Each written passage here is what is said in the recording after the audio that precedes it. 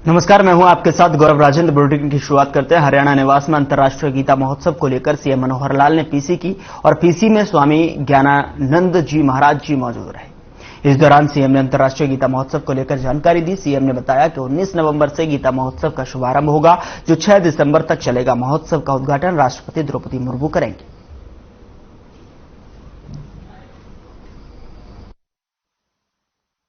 और आज ये जो प्रेस वार्ता जिसका विषय अंतर्राष्ट्रीय गीता जयंती का जो कार्यक्रम, जो उत्सव कुरुक्षेत्र में हम कर रहे हैं, उसी के बारे में आपने जो मार्गदर्शन दिया है, जो इस प्रकार से उसकी जो व्याख्या की है और जैसे उसका एक महत्व बताया है, उस महत्व को ही सारगर्भित करने के लिए, उसको बढ़ाने के लिए लगातार हम 5 वर्षों से ये कार्य कर रहे हैं हरियाणा में। क्योंकि गीता जी का संबंध, भगवान कृष्ण जी का संबंध, उनका कर्म क्षेत्र हरियाणा के साथ रहा है, तो हरियाणा और विशेष तौर पर कुरुक्षेत्र इसके लिए विश्वव्यापी एक जिसको कहना चाहिए कि एक स्थान बना है दर्शन का, और महत्व भी उसी प्रकार से बना है। तो ये कार्यक्रम से पूर्व जो प्रेस वार्ता हर वर्ष हम कार्यक्रम के लगभग 10 दिन पहले करते हैं। कभी दिल्ली की है तो कभी कुरुक्षेत्र में की है। इस बार ये तय हुआ चंडीगढ़ में आप लोगों के साथ वार्ता करेंगे। तो इसके अंदर हमको पता है कि कुरुक्षेत्र स्थान जो है वो अपनी पवित्र नदियों में से मां सरस्वती नदी उसी के किनारे पर है। वेदों का और पुराणों का जो प्रतिष्ठा हुई है वो सरस्वती नदी के किनारे ही हुई है। और ये सारा कुल मिलाकर हमारी सांस्कृतिक जो विचारधारा है, सांस्कृतिक जो हमारी जो एक पुरोधा है, उसके कारण से हम इसका हमेशा गुणगान भी करते हैं। श्रीमद् भागवत गीता का जो ये कार्यक्रम है, ये 5159 वर्ष पूर्व जो घटना हुई महाभारत की, उसको लेकर के ही हम इसको याद करते हैं कि भगवान कृष्ण ने स्वयं युद्ध के मैदान में और एक जीवन के सार के रूप में ये संदेश दिया था। न केवल ये उस समय के लिए था, बल्कि इसको मैं मानता हूं कि ये सार्वभौमिक, सार्वकालिक, ये हमेशा हमेशा के लिए है और दुनिया के किसी भी हिस्से में इसी प्रकार का महत्व रखता है जैसा यहां उस समय महत्व रखता था। उधर हरियाणा के डिप्टी सीएम दुष्यंत चौटाला ने चंडीगढ़ में अपने आवास पर कार्यकर्ताओं से मुलाकात की। इस दौरान कई जिलों से आए नवनिर्वाचित सरपंचों ने भी डिप्टी सीएम से मुलाकात की। डिप्टी सीएम ने भी सभी को बधाई दी और कहा कि अपने अपने गांव को विकास के मामले में एक मॉडल विलेज बनाएं। इस अवसर पर हरियाणा के श्रम एवं रोजगार राज्य मंत्री अनूप धानक भी उपस्थित रहे।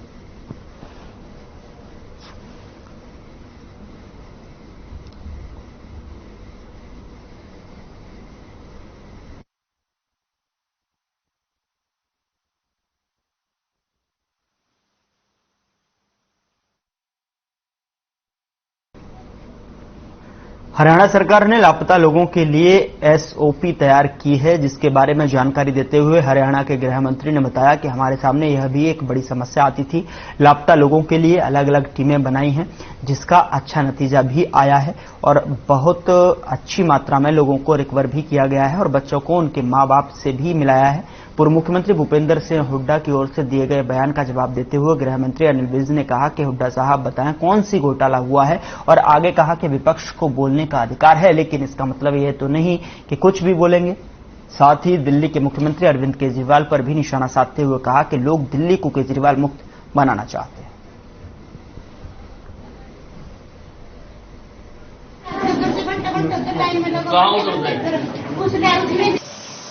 बात यह है कि हुड्डा साहब बताए तो सही कि कौन सा घोटाला हुआ।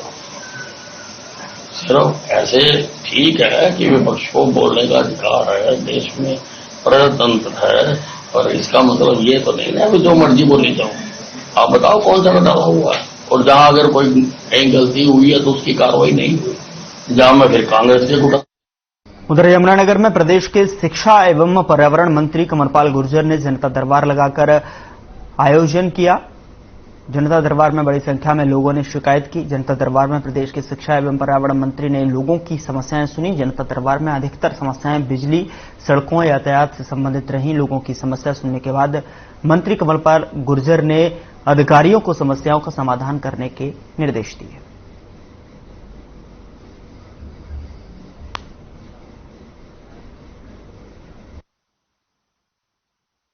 देखिए पहले पिछले कोरोना से पहले ना हम रेगुलर जो थे वो खिजराबाद और छछरौली और जगाधरी अलग अलग बैठते थे और फिर एक दिन यहाँ बैठते थे। यहाँ तो बैठते ही हैं, बैठते हैं घर पे। तो हालांकि यहाँ भी जगाधरी में ही है वैसे, लेकिन अलग से रेस्ट हाउस में बैठते थे, छछरौली रेस्ट हाउस में भी, खिजराबाद रेस्ट हाउस में भी। थोड़ा सा लोगों की डिमांड भी थी कि होना चाहिए, कोरोना की वजह से हमने बंद कर दिया था, तो आज से उसकी शुरुआत की और काफी बड़ी संख्या में लोग वहां आए। समस्याएं तो अलग अलग है, एक टाइप की समस्या तो होती है, किसी का बिजली के कनेक्शन की समस्या है, वो कहता है कि जी मैंने पैसे भर दिए थे, मेरा हुआ। उधर हरियाणा के यमुनानगर में एक ट्रैक्टर में लाश मिलने से इलाके में सनसनी फैल गई। पुलिस की कई टीमों ने फोरेंसिक टीम के साथ मामले की जांच की। आपको बता दें कि छछरौली रोड पर तिकोना चौक के नजदीक कल रात से एक ट्रक खड़ा था। आज सुबह भी ट्रक उसी हालत में खड़ा मिलने पर आसपास के लोगों ने इसकी सूचना पुलिस को दी। पुलिस ने मौके पर पहुंचकर जांच की। गाड़ी में चालक की सीट पर एक व्यक्ति की लाश मिली। मृतक की पहचान लाहौरी के निवासी के रूप में हुई है। मृतक के परिजनों को सूचना दे दी गई है और मामले की जांच की जा रही है।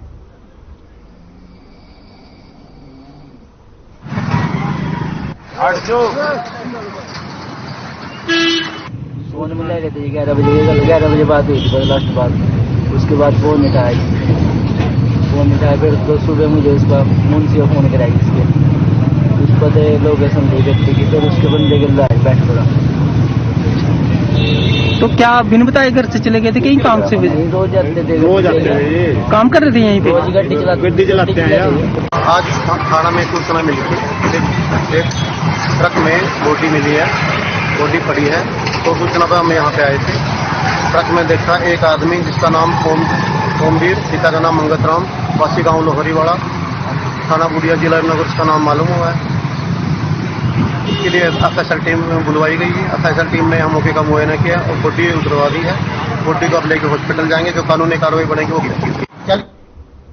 भिवानी में आंगनवाड़ी वर्कर्स ने पंचायत भवन में प्रदर्शन किया। प्रदर्शन कर रहे कार्यकर्ताओं ने पीओ के माध्यम से सीएम के नाम ज्ञापन सौंपा। आंगनवाड़ी वर्कर्स ने बचे हुए मानदेय का भुगतान करने के साथ ही 6 बर्खास्त किए गए आंगनवाड़ी वर्कर को और एक हेल्पर को तुरंत बहाल करने की मांग की है। और राजाबाला शर्मा जिला सचिव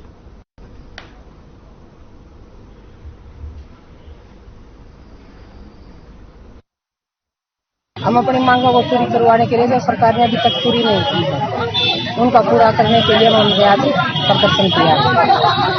क्या मांगे हैं? हमारी मांगे पोषण ट्रैकर बंद करो, हमारा जो मानदेय करो क्या उसे दो, हमारी जो वर्कर हेल्पर बहने टर्मिनेट है उन्हें बहाल करो। हमारे जो सिलेंडर की बात है वो आज तक हमारी मांगे पूरी नहीं करी। हमारी बने सिलेंडर राशन बनाने बहुत दिक्कत आ रही, आज तक कोई मांग पूरी नहीं की जितनी हमने मांगी सरकार ने। तो हम चाहते हैं कि हमारी मांगों को पूरा किया जाए। और आज हम पीओ के माध्यम से मुख्यमंत्री के नाम ज्ञापन देने आए हैं, मांग पत्र। जो हमारी 8 वर्कर और एक हेल्पर टर्मिनेट है। सरकार ने 4 अप्रैल को हमारे साथ समझौता किया था कि तुम अपनी हड़ताल वापस ले लो और हम तुरंत आपको बहाल भी कर देंगे, केस भी वापस ले लेंगे और जिन बातों पर सहमति बनी थी उन्हें लागू कर देंगे। पर सरकार ने हमारे साथ एक धोखा किया है। उधर चरखी दादरी के वार्ड नंबर 13 में लोगों ने स्थानीय प्रशासन के खिलाफ प्रदर्शन किया और स्थानीय लोगों का कहना था कि वार्ड में सीवर ओवरफ्लो की वजह से उन्हें काफी दिक्कतों का सामना करना पड़ रहा है। स्थानीय लोगों ने प्रशासन से इस मामले में जल्द से जल्द कार्रवाई करने की मांग की है।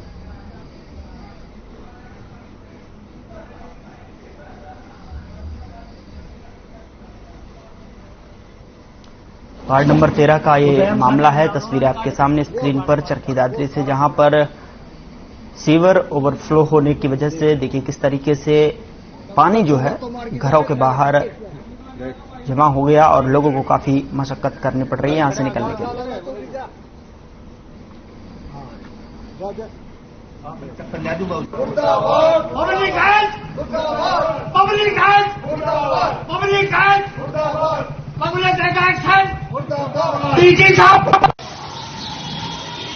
नंबर 13 में कोई सुनवाई नहीं किसी चीज की भी। इतनी गंदगी है, सारे बच्चे बीमार हो गए, ना तो हम बाहर निकल सकते, ना कहीं काम के लिए जा सकते, ना तो बच्चों का कहीं भी आना जाना, खेल कूद सब कुछ बंद हो गया है। अंदर छुप के रह गए बस बच्चे। 25 दिन हो गए जी, वार्ड नंबर 13 के अंदर ऐसे पानी भरा हुआ है। प्रशासन से कई दफा हम कह चुके हैं लेकिन हमारे पास कोई भी प्रशासन क्या कोई सुनाई नहीं हो रही। एक्शन के पास जाते हैं तो एक्शन नु कहता है तो मेरा बस का रोग नहीं। मैं आनी डीसी साहब के पास जब हाथ जोड़ के बैठे तो मैं पानी कहाँ निकालूं? जनाब हम कहाँ जाए? या जनता बर्बाद हो रही है, घरों के अंदर पानी भरा हुआ है, घरों के अंदर मच्छर रह रहे हैं। उधर रतिया में चोरी की बढ़ती वारदातों से नाराज दुकानदारों ने मोर्चा खोल दिया है। भारी संख्या में जुटे दुकानदार सिटी थाना पहुंचे और एसएचओ के सामने कई पुलिसकर्मियों पर लापरवाही के आरोप लगाए। एसएचओ ने पूरे मामले पर संज्ञान लिया, साथ ही लापरवाही बरतने वाले कर्मियों के खिलाफ कार्रवाई को लेकर जिला पुलिस कप्तान को रिपोर्ट भेजी। वहीं दुकानदारों ने चेतावनी दी कि अगर रविवार तक पुलिस ने चोरी की वारदातों का पर्दाफाश नहीं किया तो सोमवार को शहर के बाजार बंद कर सिटी थाने के आगे धरना दिया जाएगा।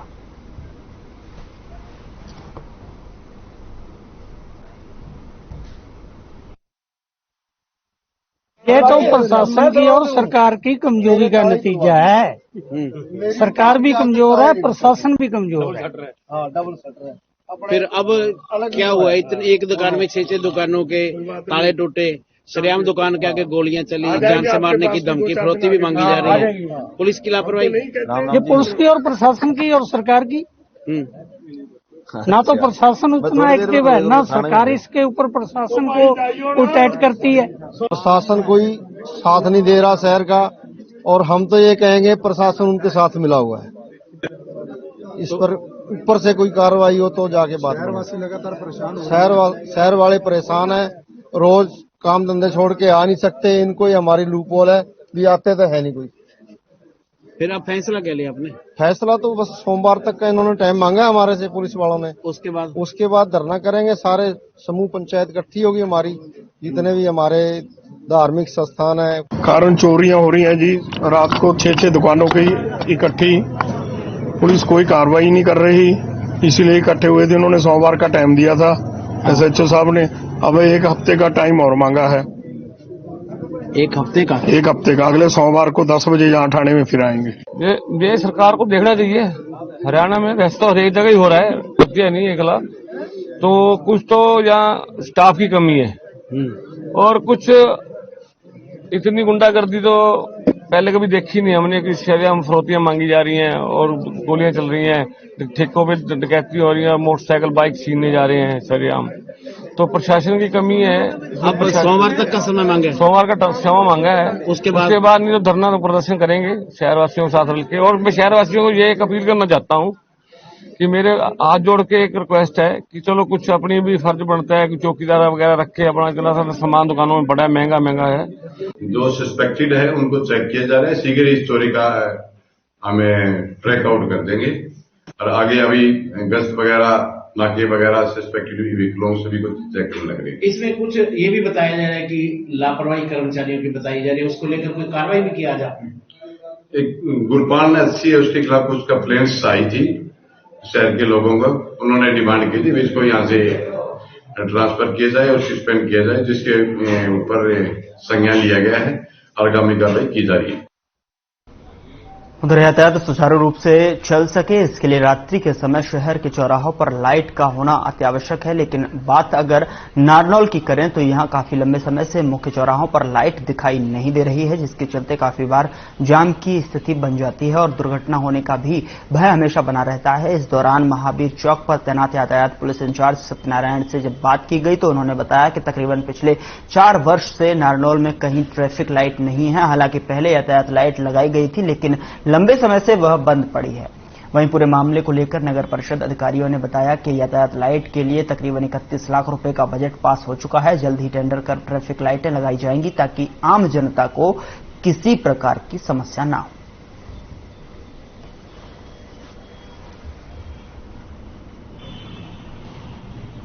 महावीर चौक पर पिछले करीब 3-4 साल से ट्रैफिक लाइट नहीं है।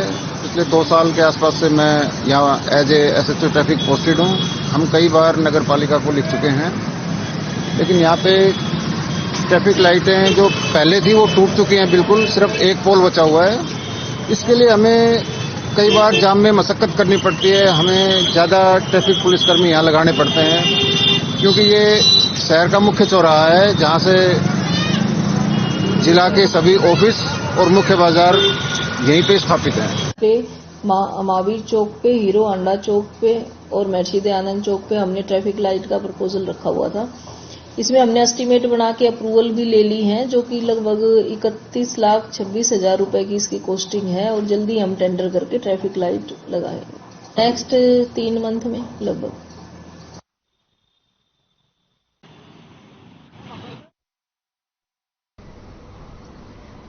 दिल्ली से सटे गुरुग्राम में बाल दिवस का कार्यक्रम बड़े धूमधाम से मनाया गया। सरकारी स्कूलों में बाल दिवस के मौके पर कई कार्यक्रम आयोजित किए गए। सरकारी स्कूल के बच्चों ने बाल दिवस के मौके पर कविताएं, कहानियां और डांस परफॉर्मेंस दी। इस मौके पर कांग्रेस नेता अमित भारद्वाज ने बच्चों को दलिया और लड्डू बांटे। साथ ही पंडित जवाहरलाल नेहरू को पुष्प अर्पित किए और सभी बच्चों को पंडित नेहरू के व्यक्तित्व से भी रूबरू करवाया। इस कार्यक्रम में समाजसेवी हेमलता भारद्वाज पहुंची और सभी बच्चों से बातचीत कर स्कूल की समस्याएं जानी।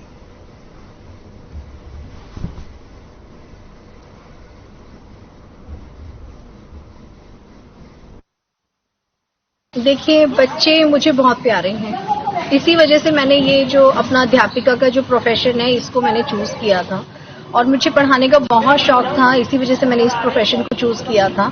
तो मैं एक अध्यापिका होते हुए सिर्फ बच्चों को यही सिखाना चाहती हूँ कि वो इस देश का भविष्य बने, अच्छे कार्य करें, अच्छे से पढ़ें और इस देश का नाम रोशन करें। तो यही सब देखते हुए मैं आज बाल दिवस के उपलक्ष्य पे इस स्कूल में आकर के बच्चों के साथ बाल दिवस मना रहे हैं। सर, आज तो हमने बहुत एंजॉय किया। आज चाचा नेहरू का जन्मदिन था तो हमने बहुत अच्छे से फंक्शन मनाया। बच्चों ने अपने अपने सारे एक्टिविटीज की, किसी ने डांस किया, किसी ने पोयम, अपनी तरीके से बहुत अच्छे से फंक्शन मनाया हमने। बच्चे नीचे बैठे हुए थे, आप भी नीचे बैठे हो, क्या कारण है? सर, वो थोड़ा सा प्रॉब्लम है हमारे स्कूल में ना, डेस्क की कमी है, तो इतना एडजस्टमेंट नहीं हो सकता था कि सभी बच्चे डेस्क पे बैठ पाए, तो अपने हिसाब से बच्चों ने। उधर दिल्ली से सटे साइबर सिटी गुरुग्राम में आज एक अनोखी शादी देखने को मिली जो पहले कभी भी देखी नहीं गई। अब तक पूरे देश में शेरू ते स्वीटी की शादी बतौर फिल्म चर्चा में थी, लेकिन गुरुग्राम में हुई शेरू और स्वीटी की शादी सबसे ज्यादा चर्चा में आ गई है। यह एक ऐसी शादी है जिसमें शादी की सारी रस्में भी हुई, लेकिन ये रस्में लड़के और लड़की की शादी के लिए नहीं बल्कि डॉग्स की शादी के लिए हुई, जिसमें पूरा मोहल्ला ही नहीं बल्कि आसपास के जिलों में जिसे भी सूचना मिली वहां पहुंच गए। इस शादी में आम लोगों की तरह शादी की रस्में करने के साथ साथ दहेज भी दिया गया। दहेज में स्वीटी के परिवार वालों ने बाकायदा बर्तन से भरा टोकरा और 2100 रुपए शेरू के परिवार वालों को दिए।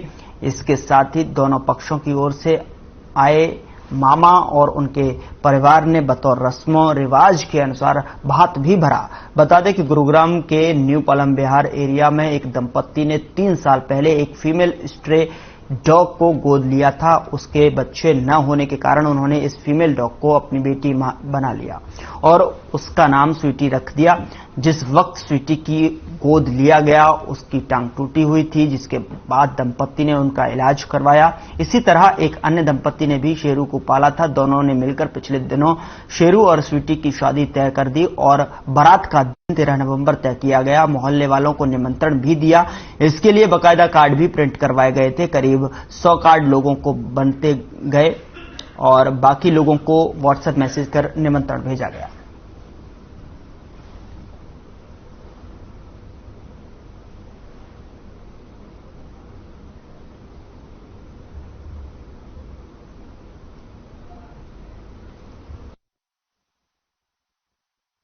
बेबी है मेरा। कितना नाम बताइए जी, क्या नाम आपका? मेरा नाम रानी जी। रानी जी, कैसे मन में आया कि आपकी बेटी स्वीटी है, उसकी शादी होनी चाहिए और कैसे आप अपनी इसको बेटी मानती हो? इसको मेरा आदमी पूजा पाठ करता है बहुत, तो सुबह मंदिर में जाता है तो पार्क चाइना पार्क में कम से 20 कुत्ता है, तो सब रे बिस्किट खिलाता है। गाय है, ऐसे बच्चा हो है, छोटी छोटी बच्चा हो है, सब रे बिस्किट खिलाता है। उसके बाद में ये मेरा पास में ये खातो पहला मंदिर में ही, वहाँ पर से पार्क से 3 साल हो गई मेरा पास में आ गया। जब से मेरा पास में आया हम बहुत प्यार करी। इसका पाँव टूटा है, हाँ, ये लंगड़ा है। उधर फरीदाबाद के एनआईटी विधानसभा में लोग नरकीय जीवन जीने के लिए मजबूर हैं। बताया जा रहा है कि फरीदाबाद के वार्ड नंबर 5 का बुरा हाल है। जानकारी के मुताबिक सरकारी स्कूल और पार्क तक गंदा पानी भरा हुआ है, जिसकी शिकायत करने के बावजूद लोगों की सुनवाई नहीं हो रही है और लोग परेशान हैं। वहीं इस गंदे पानी के जलभराव से लोगों ने विधायक के खिलाफ नारेबाजी भी की।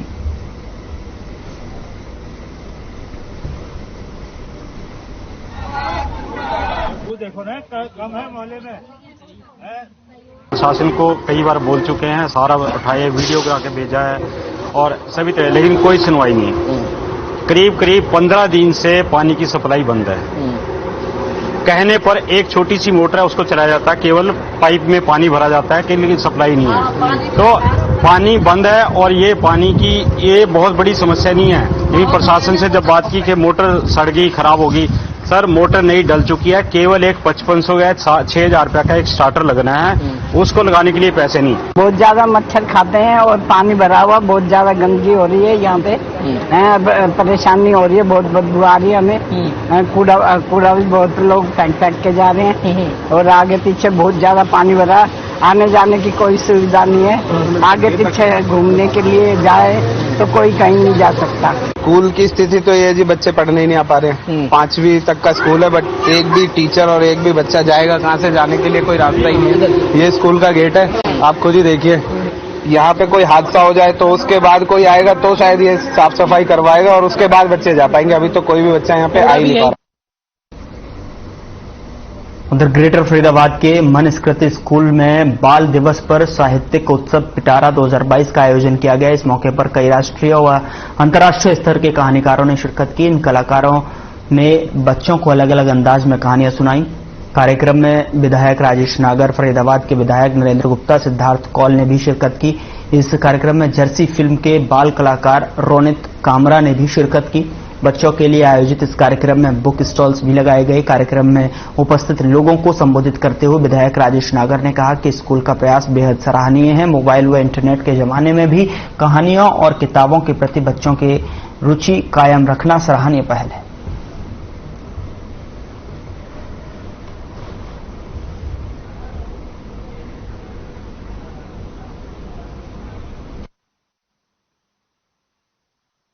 ये आयोजन आज पिटारा है, इसका नाम हमने पिटारा रखा कि कहानियों का संग्रह। हम ऐसा एक पिटारा खोलें इन बच्चों के सामने ताकि इनको एक कहानियों के वर्ल्ड में लेकर जाएं। उसको ऐसे स्टोरी टेलर्स को बुलाया गया है, ऐसे ऑथर्स को बुलाया गया है ताकि वो अपनी लिखी हुई कहानियां, अपनी लिखी हुई किताबों के बारे में इन बच्चों को बताएं। देखिए, बहुत अच्छी नई पहल है। पहला एक ऐसा कार्यक्रम जहां बच्चों को कहानियों के माध्यम से नई नई जानकारियां दी जाती हैं और स्कूल के मैनेजमेंट ने पूरे देश के चुनिंदा लोगों को, जो इसमें अपने एक्सपर्ट्स हैं, विशेष रूप से गीता जी जो विशेष रूप से बेंगलोर से आई हैं, बच्चों को उन्होंने अच्छी अच्छी कहानियां सुनाई हैं। अलग मनोरंजन तरीके से इंटरेस्ट बच्चों में जागा है।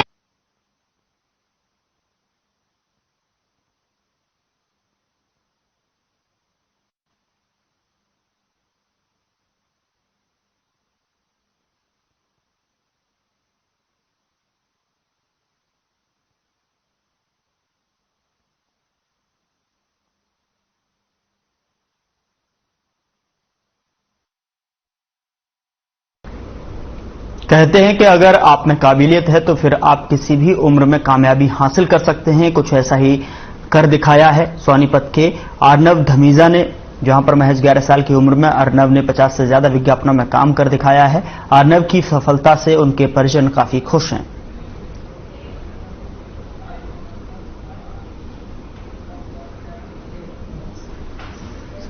बेटे की शुरुआत हुई थी अप्रॉक्सीमेटली 4 साल का था।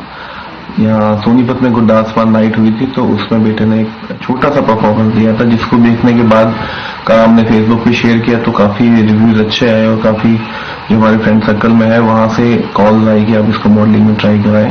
तो फिर हमारे माइंड में यही है कि जैसे बाकी बच्चे कोई डांस में जाता है, कोई क्रिकेट में, कोई फुटबॉल की कोचिंग के लिए जाते हैं, तो एक डिफरेंट फील्ड ट्राई करते हैं। वहीं से हमारे माइंड में आया कि इसको मॉडलिंग में ट्राई करते हैं। जी, मैं 11 इयर्स का हूँ और मैंने बहुत ज्यादा शूट्स कर रखे हैं। करीबन 6 इयर्स से मैं कर रहा हूँ। और बाल दिवस के लिए तो मेरा, वैसे बाल दिवस की आपको बहुत सारी शुभकामनाएं। बाल दिवस पर मैं कहना चाहूंगा कि जो भी बच्चों का जैसे ड्रीम्स होते हैं उनको वो फॉलो करने चाहिए और पेरेंट्स को भी उनकी हेल्प करनी चाहिए ताकि वो अपने ड्रीम्स फॉलो कर पाए, तभी उनमें परफेक्ट होंगे वो। उसमें क्या होता है कि शूटिंग्स तो हम लोग बहुत जगह जाते रहते हैं, कभी लखनऊ गया है, कभी जयपुर, कभी बॉम्बे, तो वो चीज इसकी चलती रहती है, तो वो मैनेज कर लेते हैं हम लोग इसके साथ जाके। और बाल दिवस के मौके पे मैं यही कहना चाहूंगी कि जो बच्चे और जो मेहनत करना चाहते हैं, इस फील्ड में आगे जाना चाहते हैं, तो वो एक बार जो है अपना माइंड सेट कर लें कि हमें किस फील्ड में जाना है और उसी के लिए ही आगे प्रोसीड करें।